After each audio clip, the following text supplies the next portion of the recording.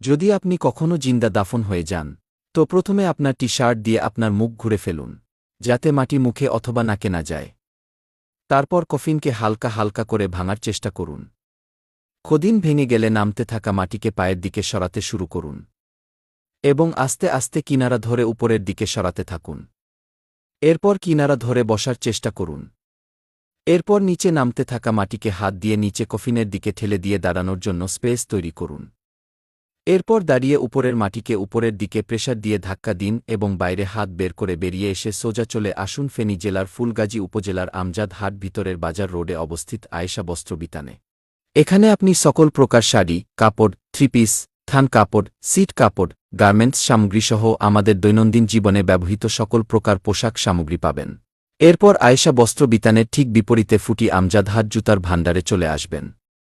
এখানে আপনি ladies, gents এবং বাচ্চাদের সকল প্রকার নতুন মডেলের Keds, heel, high heel, casual shoe সহ সকল প্রকার দৈনন্দিন ব্যবহৃত বার্মিজ জুতাও পাবেন। এবং দুইটি দোকানেই চলছে পবিত্র ঈদ উল ফিতর উপলক্ষে বিশেষ ছাড়। আর দেরি না করে সোজা চলে আসুন ঈদের শপিং করতে আয়েশা বস্ত্র বিতান এবং ফুটি আমজাদ হাটে।